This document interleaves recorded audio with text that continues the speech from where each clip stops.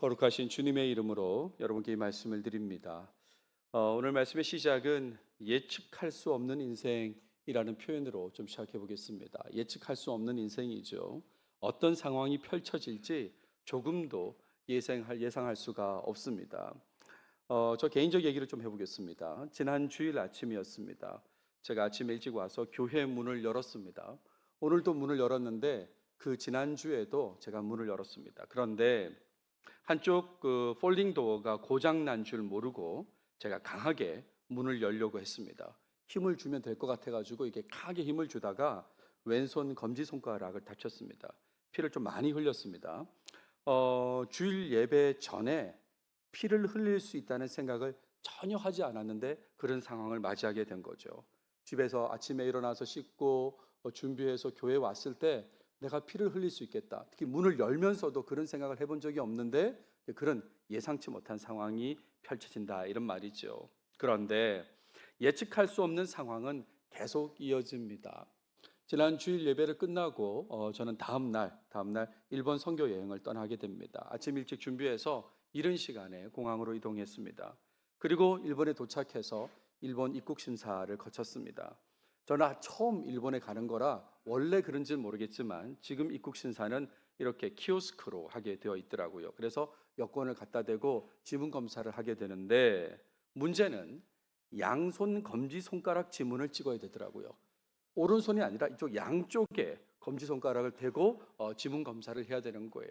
저는 여기 피가 흐르고 있기 때문에 밴디지를 한 상태에서 지문을 찍을 수가 없는 거죠. 그러니까 계속 이러고 있으니까 안내하던 분이 제가 답답했던 거예요.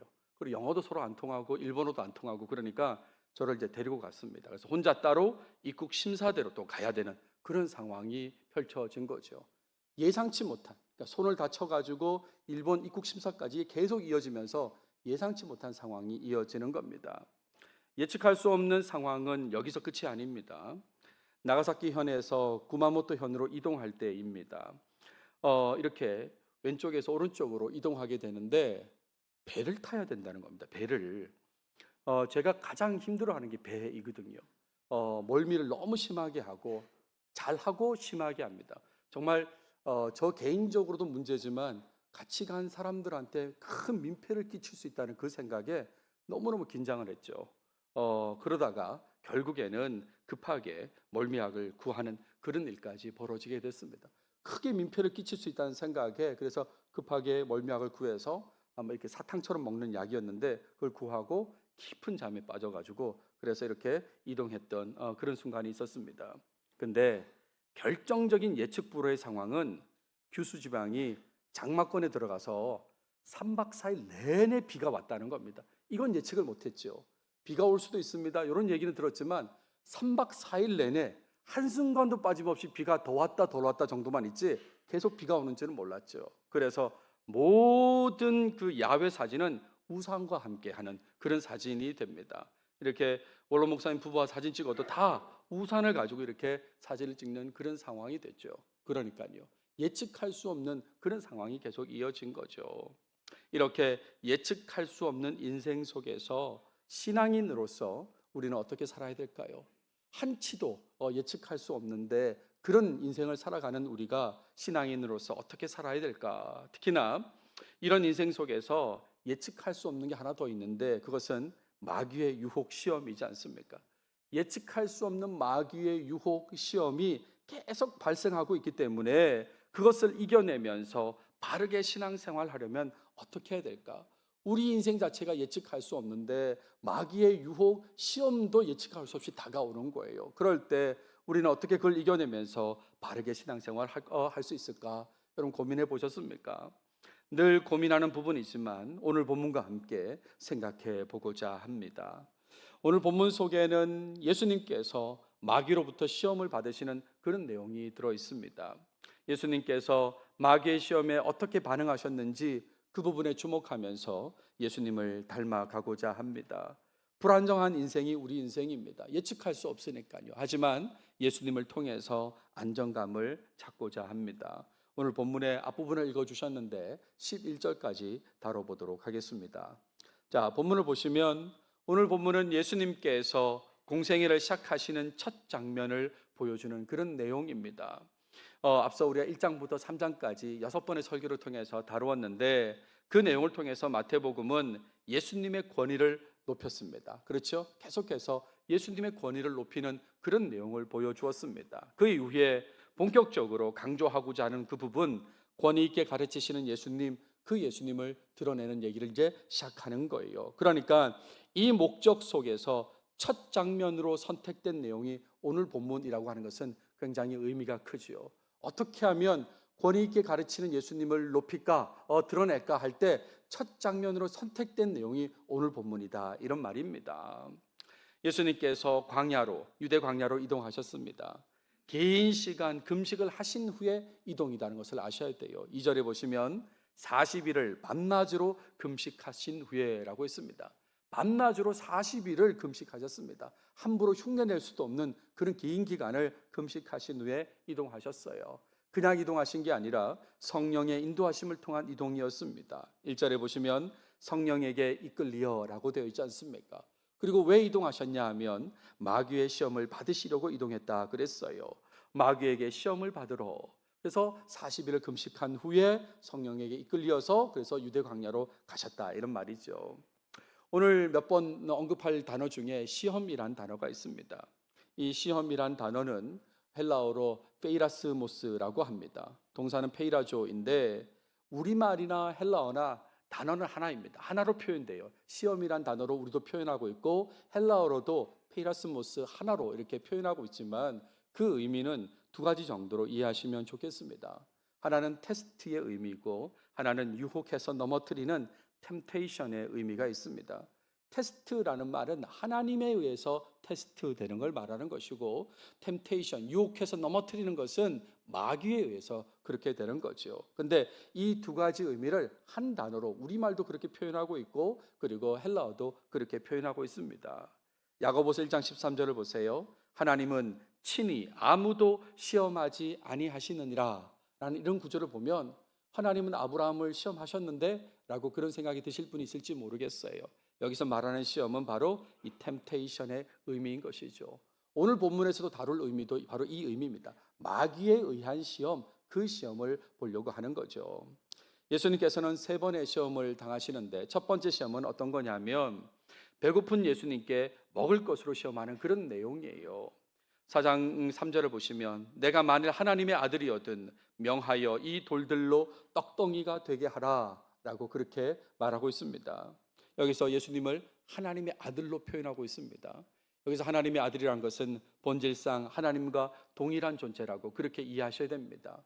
우리말 번역이 아들로 번역됐기 때문에 대부분 사람들이 아버지와 아들 관계로 생각하는데 그런 의미가 아닙니다. 그런 뜻에서의 아들이 아니라 A란 존재로부터 B가 나왔으면 이 여기서 나온 존재 B가 A와 본질상 똑같다라는 뜻으로 쓰는 게 아들이라는 표현이다, 이런 말이죠. 그러니까 예수님을 하나님의 아들이라고 표현한 것은 하나님과 하나님으로부터 나온 존재로서 본질상 똑같다, 그런 의미입니다. 왜 이 마귀가 예수님에 대해서 이렇게 말할까?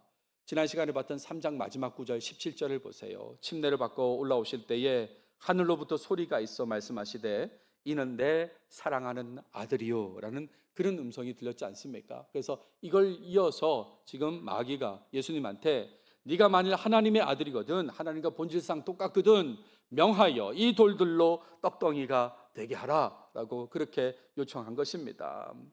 근데 이걸 예수님께서 못하면 하나님의 아들이 아니라고 이제 평가될 수 있는 것이고 여전히 배고픈 상태가 유지될 수 있는 그런 상황이지 않습니까? 배고픔에 주목하면 그렇다, 이런 말입니다. 그런 상황에서 예수님의 반응을 보세요. 4절에 보시면 기록되었으되 사람이 떡으로만 살 것이 아니요 하나님의 입으로부터 나오는 모든 말씀으로 살 것이라 하였느니라 라고 예수님께서 반응하십니다. 이 말씀은 신명기 8장 3절의 말씀인데 그러니까 토라, 오경의 말씀을 가지고 예수님께서 마귀에게 말씀하시는 거예요. 무슨 말씀을 하려고 하신 거냐면 인생 가운데 중요한 것은 하나님 뜻대로 사는 것이다. 먹는 게 중요한 게 아니라 하나님 뜻대로 사는 게 중요한 거다, 이렇게 말씀하시는 거죠. 하나님의 입으로부터 나오는 모든 말씀으로 살 것이라. 지금 마귀는 예수님에 대해서 시험을 거는데 지금 먹는 거 가지고, 배고픔을 이용해 가지고 먹는 거 가지고 시험을 하는데 예수님의 관심은 그게 중요한 게 아니라 하나님 입으로부터 나오는 모든 말씀으로 사는 거, 하나님 뜻대로 사는 거, 이게 중요하다고 그렇게 반응하시는 거죠. 바꿔 얘기하면 높은 차원의 의로운 삶을 언급하셨다, 이런 말입니다. 마귀가 공격하는, 시험하는 그런 단계보다 훨씬 높은 차원에서 예수님께서는 의로운 삶, 지난 시간에 의로운 삶에 대해서 말씀을 드렸습니다. 하나님의 뜻과 말씀에 순종하는 것을 의로운 삶이라고 그랬는데 그 삶을 얘기하는 거죠. 하나님의 입으로부터 나오는 모든 말씀으로 살아라. 하나님의 뜻대로 사는 거, 이게 중요한 거다라고 그렇게 말씀하셨죠. 그랬더니 두 번째 시험이 이어집니다. 예수님을 예루살렘으로 데리고 가서 성전 꼭대기에 서게 했다 그랬습니다. 성전 꼭대기가 얼마나 높을까라고 하면 솔로몬 성전을 생각하시면 30규빗의 높이입니다. 그러니까 한 규빗, 팔꿈치에서 가운데 손가락까지의 평균 길이를 45cm 정도로 생각하면 30규빗은 13.5m가 되는 것이죠. 근데 이 솔로몬 성전은 바벨론에 의해서 무너졌고요. 또 포로기 이후에 수룹바벨 성전을 거쳐서 지금 예수님 시대에는 헤롯 성전이지 않습니까? 헤롯이 이둠의 사람으로서 유대인들의 환심을 사기 위해서 헤롯 성전을 다시 지었습니다. 근데 이 헤롯 성전의 높이는 60규빗이었습니다. 그러니까 약 27m의 높이, 우리로 치면 한 높이 10층 건물 정도의 높이였습니다. 거기로 데려갔다, 이런 말이에요. 그러면서 이렇게 얘기합니다. 내가 만일 하나님의 아들이어든 뛰어내리라. 기록되었으되 그가 너를 위하여 그의 사자들을 명하시리니 그들이 손으로 너를 받들어 발이 돌에 부딪히지 않게 하리로다 하였느니라 라고 그렇게 말하죠. 사탄, 마귀가 참 똑똑합니다. 예수님께서 말씀을 인용하니까 본인도 인용하죠. 시편 91편 11절 12절을 인용하면서 이렇게 말씀에 되어 있지 않느냐. 그러니까 하나님의 아들이라면 뛰어내리라고 그렇게 얘기합니다. 무슨 얘기입니까? 죽음의 위험에서 건진받는 것을 보여주라는 거예요. 당신이 하나님의 아들이라면 죽음의 위험에서도 건진받는 걸 보여주라라고 그렇게 얘기하는 겁니다. 이걸 다르게 얘기하면 하나님을 시험하는 그런 내용이죠. 하나님을 시험해봐라, 네가 살는지 모르겠다라고 이제 그렇게 테스트하라고 이 유혹하는 그런 내용이 바로 이 두 번째 시험의 내용인 것입니다. 그랬을 때에 예수님의 반응을 보십시오.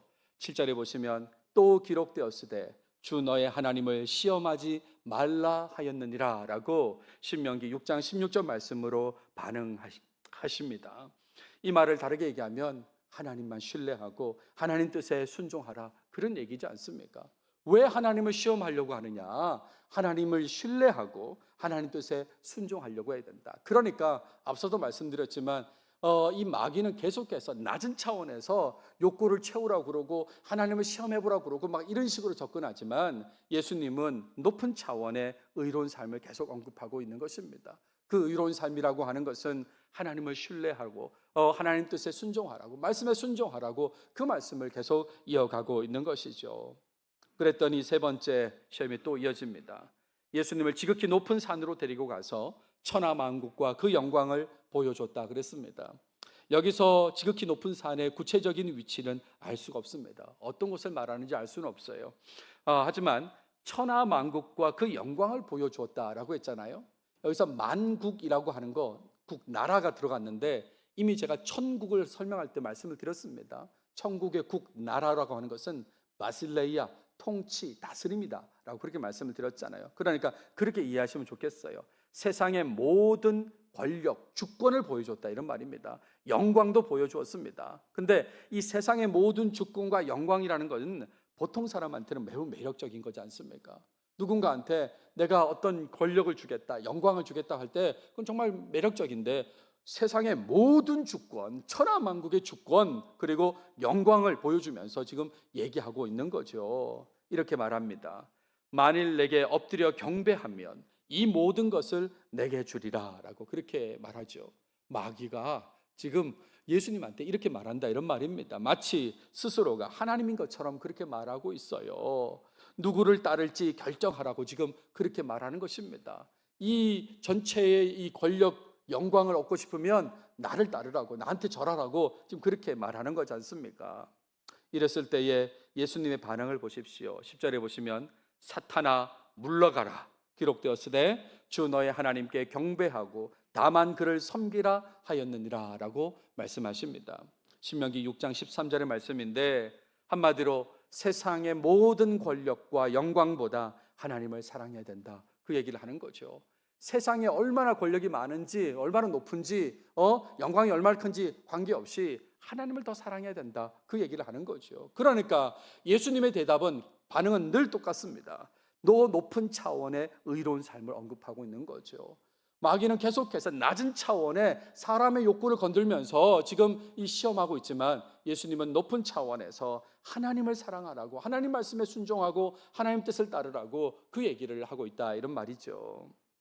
세 번의 시험이 원하는 대로 되지 않으니까 마귀는 예수님을 떠났습니다.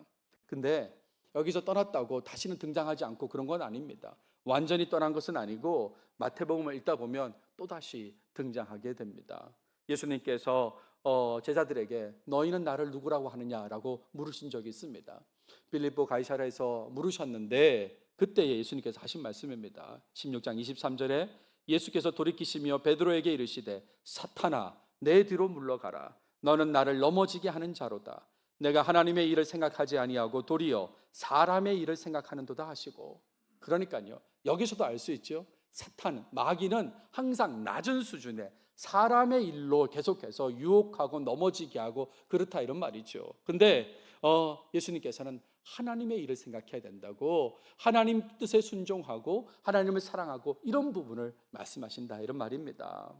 그리고 천사들이 등장해서 예수님을 섬겼습니다. 본문에 보시면 천사들이 나와서 수종드니라 라고 했어요. 이것은 단순히 예수님의 식사를 도왔다는 의미가 아닙니다. 배고프신 예수님을 식사하시도록 천사들이 와서 도왔다, 그런 의미가 아니라 예수님께서 진정한 하나님의 아들이시라는 것을 확증하는 그런 의미죠. 이 내용을 보면서 정말 예수님은 하나님의 아들이 맞구나라는 것을 확증하는 그런 의미로 보여지는 것이고, 또 하나는 하나님의 뜻에 순종하는 자에 대한 하나님의 신실하심, 그 신실하심을 드러내는 의미로 이 마지막 부분이 기록되어 있습니다. 그러니까 여기까지가 오늘 본문인데, 오늘 본문은 예수님께서 말씀으로 마귀의 세 가지 시험을 물리치시는 내용이다라고 그렇게 정리할 수 있습니다. 무엇보다 앞서도 말씀드렸지만 권위 있게 가르치시는 예수님, 그 모습의 시작, 공생의 시작 내용이 바로 이 내용이다, 이런 말이죠. 가장 이 예수님에 대한 모습을 잘 강조하기 위한, 가장 잘 드러내기 위한 것으로 선택된 본문이 바로 이 본문이다, 이런 얘기죠. 본문 가운데 하나님의 아들로서 권위가 더욱 강조되었지 않습니까? 그렇죠? 사탄이, 마귀가 계속 얘기합니다. 네가 하나님의 아들이거든, 하나님의 아들이거든 하면서 하나님의 아들로서 권위가 계속 강조되고 있고, 또 성령의 인도하심으로 이동하셨다는 부분도 있고요. 마지막에는 천사의 섬김도 받지 않습니까? 그러니까 오늘 본문 속에서도 여전히 예수님의 권위는 높아지고 있다라고 그렇게 생각하시면 되겠습니다. 자, 이런 예수님께 접근해서 예수님을 시험한 마귀의 요청은 너무나 말씀과 거리가 먼 내용이죠. 마귀의 시험이라고 하는 게 하나님 말씀과 너무나 거리가 멀다, 이런 말입니다. 이 돌을 빵으로 만들려고 하는 이 내용은 쉽게 말하면 자신의 욕구를 채우라고 하는 그런 유혹, 시험이지 않습니까?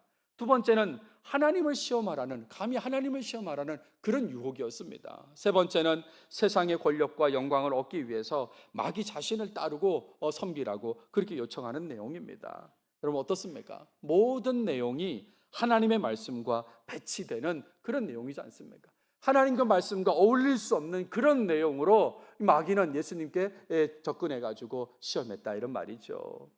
예수님께서는 오직 하나님의 말씀을 근거로 마귀의 시험을 물리치셨습니다. 세상적인 것과 다른 높은 차원의 의로운 삶, 즉 하나님의 뜻과 말씀에 순종해야 하는 이 당위적인 삶을 강조하면서 물리치셨다, 이런 말입니다. 이런 내용을 통해서 하나님의 사람이라면, 여러분들이 하나님의 사람이라면 이걸 보시면서 하나님을 사랑해야 되고 하나님의 뜻에 순종해야 된다는 것을 좀 깨우치셔야 되는 거죠. 아, 이게 맞구나, 예수님이 이걸 가르쳐 주시려고 했구나라는 것을 알아야 된다, 이런 말입니다. 하나님과 거리가 먼 것에 관심을 두지 말아야 되는 거죠. 하나님과 배치되는, 하나님 말씀과 배치되는 것에 관심을 두지 마시고 오직 하나님께만 관심을 두라, 이런 말입니다.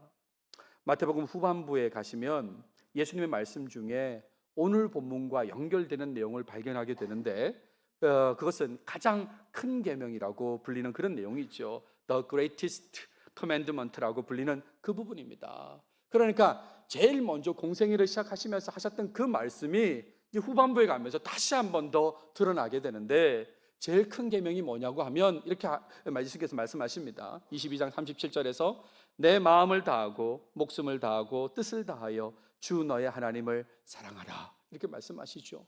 물론 뒤에 이어서 이웃을 자신처럼 사랑하라고도 말씀하셨는데, 일단 먼저 하나님에 대한 말씀을 하시는 겁니다. 마음과 목숨과 뜻을 다해서 하나님을 사랑하라고, 이게 제일 중요하다고 그렇게 말씀하시죠. 그러니까 이 오늘 본문의 내용을 이해하신다면 22장에 가서 충분히 이해될 수 있는 그런 내용이란 걸 아실 것입니다. 그래서 오늘 적용점으로 말씀드리고 싶은 것은, 예수님을 믿는 자로서 예수님을 닮은 삶, 하나님의 말씀대로 사는 삶, 그런 삶을 살아야 된다는 것을 강조해서 말씀을 드리고자 합니다. 그 하나님의 말씀은 최선을 다해서 하나님을 사랑하고 하나님의 뜻에 순종하며 사는 것이다, 이렇게 말할 수 있어요. 다르게 말하면 자신의 유익이 아니라 하나님의 유익을 구하는 삶이다, 이렇게 말씀드릴 수 있습니다. 오늘 예수님께서 이 마귀의 시험에 반응하면서 하셨던 말씀은 쉽게 말하면 자기 유익을 구하지 않고 하나님의 유익을 구하라, 하나님을 사랑해라, 하나님을 말씀에 순종해라, 이렇게 말씀하신 거다, 이런 말이죠. 예수님께서도 마귀의 시험을 받으셨으니까, 그러니까요, 우리는 하물며 우리겠습니까? 그죠? 우리는 마귀의 시험에 너무나 쉽게 노출되어 있습니다. 그리고 그 시험의 내용은 비슷합니다. 예수님께서 받으셨던 시험의 내용과 우리가 겪고 있는 시험의 내용이 비슷하다, 이런 말이에요. 자신의 욕구를 채우라고 그렇게 시험이 들어온다, 이런 말입니다. 하나님을 시험해 보라고, 세상의 권력과 영광을 얻기 위해서 마귀를 따르라고, 하나님과 배치되는 걸 따르라고 그렇게 유혹이 들어온다, 이런 말입니다. 자, 그런 마귀의 시험을 받을 때 여러분 어떻게 대처하십니까? 어떻게 대처하십니까? 자신의 유익을 추구하면서 오히려 하나님보다 마귀가 좋아하는 길로 가고 있지는 않으십니까?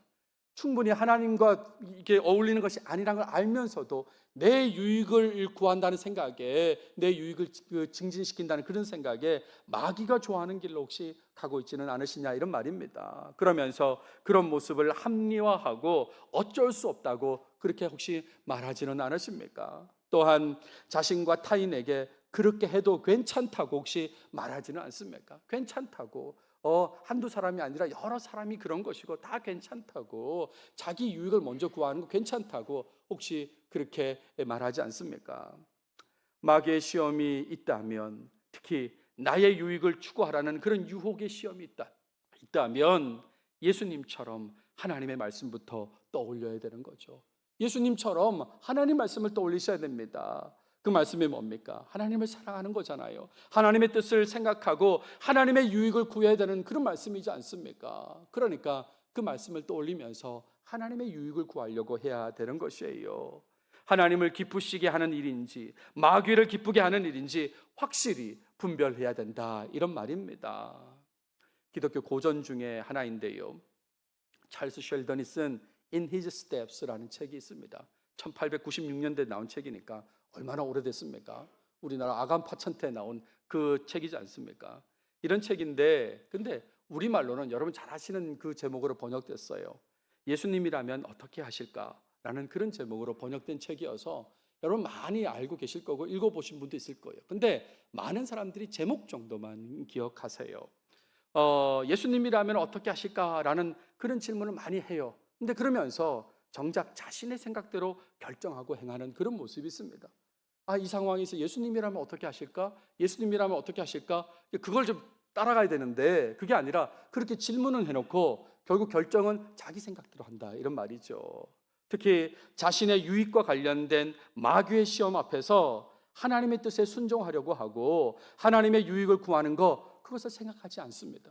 지금 이게 분명히 내 유익을 구하라는 마귀의 시험이에요. 그러면 예수님 말씀을 떠올리고 예수님이라면 어떻게 하실까? 당연히 하나님 말씀을 먼저 생각하고 그리고 하나님의 유익을 구하고 하나님을 사랑하는 쪽으로 결정해야 되는데, 예수님이라면 어떻게 하실까라고 생각만 하고 결정은 자기 생각대로 한다, 이런 말이죠. 그러면서 아까도 말씀드린 대로 합리화를 하는 거예요. 예수님께서 다 이해하실 거야. 다 이해하실 거야. 예수님은 사랑이시니까 괜찮다고 하실 거야. 혼내지 않으실 거야. 라고 그렇게 말한다. 이런 말입니다. 그러니까 이게 무슨 의미가 있냐고요. 예수님의 사랑이라고 하는 것은 뭐 의미가 있겠지만 지금 말하고자 하는 것은 예수님의 사랑을 입은 자로서 어떻게 살아야 될까? 예수님처럼 살아야 된다. 이런 말입니다. 예수님처럼 사는 모습은 하나님 중심으로 사는 그런 삶이지 않습니까? 하나님의 유익을 구하는 삶이에요. 내 유익을 구하는 게 아니라. 그러니까 내 유익을 구하면서 예수님 괜찮다고 하실 거야. 예수님 혼내지 않으실 거야. 다 이해하실 거야. 라고 하는 건 이거는 방향이 잘못됐다. 그런 얘기를 하는 것입니다. 자신의 생각을 접으시고 특히 예수님에 대한 막연한 생각을 접으시고 예수님을 닮으려는 삶, 그 삶을 살려고 해야 되는 거예요. 말씀에 나온 대로 예수님의 모습, 이 삶을 닮으려고 해야 된다. 이런 말입니다. 마귀의 유혹, 시험으로 고민될 때에 예수님이라면 하나님의 뜻, 하나님 말씀에 순종하려 했을 거라는 그런 생각을 분명히 가져야 되는 거죠. 이 상황에서 예수님이라면 어떻게 하셨을까? 어떻게 하셨을 것 같습니까? 하나님의 뜻을 따랐겠지요. 하나님의 유익을 구했지 않겠습니까? 그러니까 그 길로 가야 된다 이런 말입니다. 자신이 아니라 하나님을 유익하게 하는 결정, 그 결정을 하려고 해야 된다 이런 말이죠. 어떤 상황에서도 자기의 유익을 구하는 게 아니라 하나님의 유익을 구하려고, 하나님을 사랑하려고, 하나님의 뜻에 순종하려고 해야 된다 이런 말입니다. 설교 초반에 지난주 중에 일본 선교여행을 갔다 왔다고 말씀을 드렸습니다. 여러 가지 일들이 있었지만 특별히 주목되는 사람이 있었습니다. 엔도 슈샤쿠라는 사람입니다. 우리 여행 중에 이 엔도 슈샤쿠 문학관도 들렀는데 왜 이 사람이 유명하냐면 이 사람이 쓴 소설 중에 침묵이라는 소설 때문에 그렇습니다. 침묵이라는 소설을 제가 거기서 한번 문학관에서 구입했거든요. 이런 소설인데 사실은 뭐 일본어로 된 거라 제가 읽을 수도 없지만 한번 가지고 싶어가지고 제가 이렇게 책도 구입했는데 대부분 내용들을 많이 알고 계십니다. 영화로도 만들어졌고요. 당시 기독교인들이 핍박받던 그 시대를 배경으로 기록된 소설이어서 많이 주목받죠. 17세기 도쿠가와 이에야스가 쇼군으로서 통치하던 그 시절입니다. 일본은 우리보다 훨씬 기독교가 빨리 들어왔습니다. 16세기에 들어왔죠. 그러니까 1500년대를 지나서 1600년 들어오면서 이 도쿠가와 이에야스가 통치하던 시절인데 기독교의 평등 사상을 두려워해서 기독교인들을 탄압했습니다. 처음에는 환영했다가 점점점 평등 사상이 퍼지니까 탄압하는 그런 모양새예요. 그 탄압을 뭐라고 불렀냐면 기리시탄 박해라고 불렀습니다. 그러니까 크리스찬을 그들은 기리시탄이라고 그렇게 불렀는데 기리시탄 박해가 나타난 거죠. 탄압이 가장 심했던 곳이 서양 문물이 들어오는 항구 도시였던 나가사키였던 것입니다. 소설의 내용을 잠깐 보여드리면 나가사키 권력자 이노우에가 기독교 신자를 가려내기 위해서 사용한 게 후미에라고 하는 것입니다. 그러니까 누가 기독교 신자인지 알아야 이제 박해를 할 거 아닙니까? 그래서 그걸 가리기 위해서 후미에라고 하는 도구를 사용합니다. 그 후미에가 뭐냐면 예수님의 얼굴이 새겨진 동판입니다. 이 동판을 밟고 가지 못하면 신자로 판명되어서 이제 박해를 받게 되는 거예요. 저희를 가이드해 주신 분은 뭐 발로 밟을 때 발이 떨리거나 눈이 떨리거나 하는 사람도 신자로 판명된다 그랬는데 아무튼 발로 밟는 사람은 아니고 밟지 않는 사람은 박해를 받는 그런 상황이다 이런 말이죠. 아까 말씀드린 대로 이게 영화 사일런스라는 영화로 만들어졌는데 그 영화의 한 장면을 잠깐 보십시오. 예, 이렇게 발로 밟으면 이 사람은 이제 통과 이렇게 되는 건데 밟지 않은 사람은 어떻게 되는가? 박해를 받죠. 죽임을 당하게 되는데 영화 속의 한 장면은 이렇게 십자가에 이렇게 달리게 됩니다. 근데 이 지금 이게 썰물 때 이렇게 십자가에 달아놓는 거예요. 그러면 밀물이 되면 어떻게 됩니까?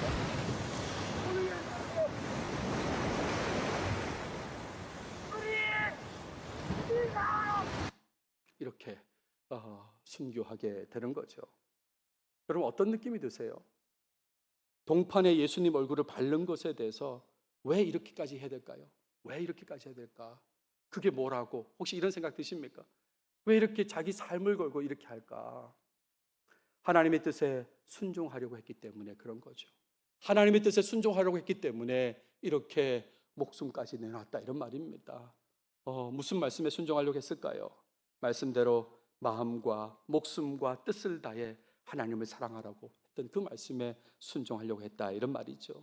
마음과 목숨과 뜻을 다해서, 그거 바른 게 뭐라고 이게 이렇게 생각하지 않고 그거조차도 내가 하나님을 높여야 된다고 생각하니까 내 목숨을 걸면서도 밟지 않겠다고 했다, 이런 말이죠. 후미에를 밟으면서 하나님께 죄송하다고 하면 되는 거 아닌가? 우리 하나님 다 용서하실 텐데 혹시 그런 마음이 계속 드십니까? 그렇다면 여러분, 하나님을 먼저 생각하는 마음이 아닌 것입니다. 그 괜찮다고 하실 걸 자꾸 이렇게 하는 건 내 중심의 신앙이거든요. 하나님 괜찮다고 하실 거야. 자기를 자꾸 유익하게 하는 쪽으로 생각하는 건데, 오늘 우리 공생애를 시작하시는 예수님께서 하신 말씀은 내가 아니라 하나님을 유익하게 하라고, 하나님을 먼저 생각하라고 그 얘기를 하고 있다, 이런 말이에요. 마귀의 유혹, 마귀의 시험 앞에 있다면, 그렇다면 예수님처럼 하나님의 말씀을 먼저 떠올리고 그 말씀대로 살려고 해야 하는 것입니다. 내 생각에 괜찮을 거야, 아니 그 내가 뭐가 돼, 그런 내 생각대로가 아니라 하나님의 말씀대로 살려고 노력하시는 여러분들이 되시길 바랍니다. 자기의 유익을 추구하는 마음, 그 마음을 정말 접으시고 하나님의 유익을 구하는 마음, 그 마음으로 결단하고 실천하시는 여러분들이 되시면 좋겠습니다. 나가사키를 가면 26인의 순교자들을 기념하는 곳이 있습니다. 아까 말씀드린 대로 비가 와서 이렇게 제대로 사진을 찍지는 못했습니다만 그냥 인터넷에 있는 사진을 가져오면 이렇게 26명이 동판에 이렇게 있습니다. 그리고 뒤에는 이제 기념관이 있어서 자료들이 있는데 이 중에는 어린 사람도 있습니다. 이 사람들이 이 사람들은 도요토미 히데요시 때문에 다 죽게 된 건데, 그때 왜 이렇게 죽임을 당했을까요? 조금만 비켜가면 목숨을 건질 수 있는데 왜 이렇게 됐을까? 그것은 그 작은 거라도 자기 유익을 구하지 않으려고 했던 것이죠. 그렇게 해서라도, 어떻게 해서라도 하나님의 유익을 구하려고 하다 보니까 순교했다, 이런 말입니다. 목숨을 걸고서라도 이렇게 하려고 했다, 이런 말이죠. 여러분, 자신의 유익만 구하며 쉽게 마귀의 시험에 넘어지는 사람, 그런 사람 여러분 가운데는 아무도 없기를 바랍니다. 아무도 없기를 바라요. 근데 여러분, 하나 꼭 기억하셔야 될 게 있는데, 마귀, 이 사탄은요 똑똑하고 성실합니다. 똑똑하고 한 번 지나갔다고 끝난 게 아니라 성실하게 늘 유혹하고 넘어뜨리려고 하고, 또 똑똑해요. 똑똑하단 말이 무슨 말이냐면 우리의 가장 약한 부분을 지속적으로 공격한다, 이런 말입니다. 여러분들 주일날 교회 오시면 안 빠지시는 분 있지 않습니까? 이런 걸로는 공격 안 한다, 이런 말이죠. 공격해봐야 그냥 공격이 허사가 될 거니까요. 근데 저 사람은 요거 공격하면 금방 무너져를 알고 있다는 말이에요. 소위 발작 버튼, 트리거 버튼을 눌러버린다 말입니다. 그렇게 누르는 순간 그 사람은 감정적으로 폭발하고, 그리고 여러 가지로 어려운 모습들이 드러내고 자기 유익을 구하는 그런 모습을 나타나게 되거든요. 사탄은 그걸 너무나 잘 알고 있습니다. 그렇게 계속 공격한다, 이런 말이죠. 그러니까 여러분, 예수님처럼 하나님 말씀을 먼저 기억하시길 바랍니다. 그리고 하나님을 위해서 꼭 그 말씀대로 살아가는, 시험에 넘어지지 않는 여러분 모두가 다 되시길 바랍니다. 기도하겠습니다. 하나님 감사합니다. 오늘도 우리에게 마태복음을 통해서 말씀해 주셔서 감사합니다. 예수님께서 공생의 사역을 시작하시면서 마귀의 시험을 말씀으로 물리치시는 내용을 보게 하셨는데, 그 말씀을 통해서 정말 하나님 중심으로 살아야 함을, 하나님의 유익을 구하며 살아야 됨을 알려주셔서 감사합니다. 우리도 예측할 수 없는 삶을 살면서 특별히 마귀의 시험에 많이 들어갈 때가 많은데, 하나님 그럴 때마다 예수님 닮은 모습으로 예수님처럼 하나님 말씀 먼저 떠올리게 하시고 하나님의 유익을 먼저 구하는, 내 유익이 아니라 하나님의 유익을 구하며 살아가는 그런 모습으로 꼭 살도록 인도해 주시옵소서. 이 모든 말씀 예수님의 이름으로 기도드렸습니다. 아멘.